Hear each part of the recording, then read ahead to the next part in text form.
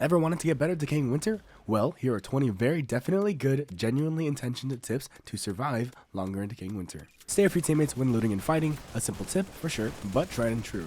Working together only increases your chances of surviving, and hey, if things go to shit, the fastest runner always makes it back to base alive. R is only used for reloading your gun, so don't even try to use it for something like parrying enemies or weird stuff like that. Just don't. It's not even possible. Don't try it, I swear. You can press K while in the lobby or in game to open an image of a keyboard with all the keybinds that Decaying Winter has, but if you are wondering, you'll probably have better luck trying to get a T over 10 than you will trying to change these keybinds. So, yeah, you got this. When you have a gun equipped, you can press G to unload it, as in take out the ammo, which then lets you manage ammo more effectively because heaven knows that you're not a Hollywood movie star with an unlimited magazine. Also, yes, this was shown in tip 3, but hey, I gotta stretch this to 20 somehow. Depending on if you have a gun or not, you can, let's say, get creative with how you take a nap. Yeah, that should be PG-13. How is that useful? It's not, but pressing 0 can help your mentality and sanity survive longer. So bam, loophole. That's number 5. You can press H to fix your arms if they ever get bugged. Now, if you didn't know that, you're welcome. And if you did, good job. Yeah. It'll prevent you from getting stabbed and killed and being defenseless. Make sure to expend all ammo from any firearms you get during the earlier nights because it's definitely better to spend precious bullets on melee wielding scavs than scavs who can put lead between your eyes. But hey, to each their own. Their words, which I guess you could make into 4.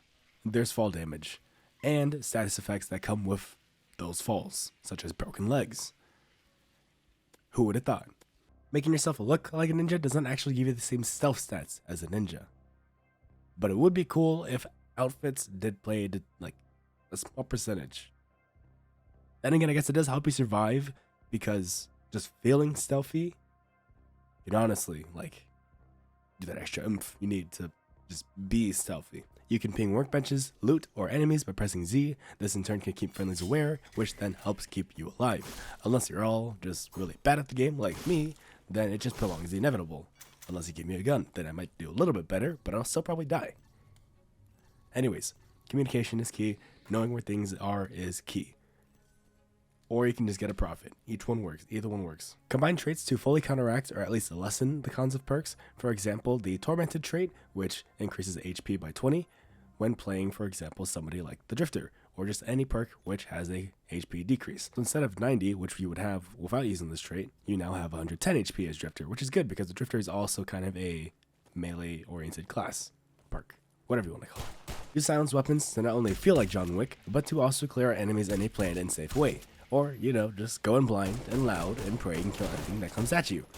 I personally prefer the latter, but hey, to each their own. Keep yourself fed and watered. That's right, you're a plant now, you also need some sunshine, and you probably should touch some grass. It's been a while. Now you want to stay fed and watered because becoming starved reduces your defense by 10% and melee damage by 20%, and becoming dehydrated reduces your defense by 20% and melee damage by 10%. Now if you're being a good agent who's taking your rations, and being fed grants a 5% defense and 10% melee damage increase, and being hydrated grants a 10% defense and 5% melee damage increase. Also, being hydrated and fed increases your movement speed, which you probably can't tell that most times because when you're running away from your life, you really just don't notice those things, and sometimes you do, but if you do, then just run away. You can use boastful, rare titles to make yourself feel better. This psychological boost therefore turns you into a more skilled player who can survive far better than an untitled player. Use those titles. They kind of help. You can turn off XP and Odin gains to make your screen less messy, which can help you stay focused if that stuff distracts you. Or if you just want your screen to be less messy, or if you just want to see more on your screen, which I totally understand. You can use throwing knives when you're out of enemies' detection ranges to insta-kill most enemies. Basically just your normal scavs.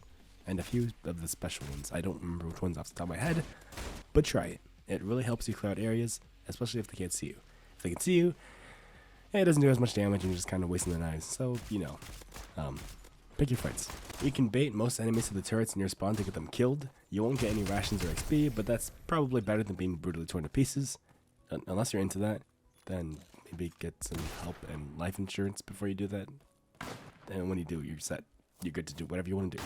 I won't judge. Stockpile ammo, rations, and items at base, so if you do die outside of the safe zone, they won't have the potential of being lost to the storm. Because when you see them get lost to the storm, all you can do is sit there and cry.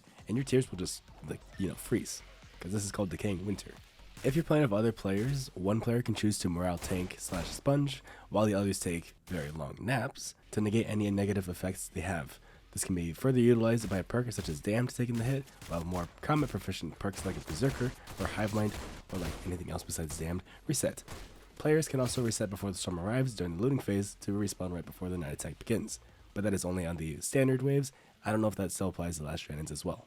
If something looks scary, sounds scary, and just sent your buddy to the Shadow Realm, run as fast as you can, pray it doesn't find you, and turn off your computer or laptop, because then you can never die if not even rendered in.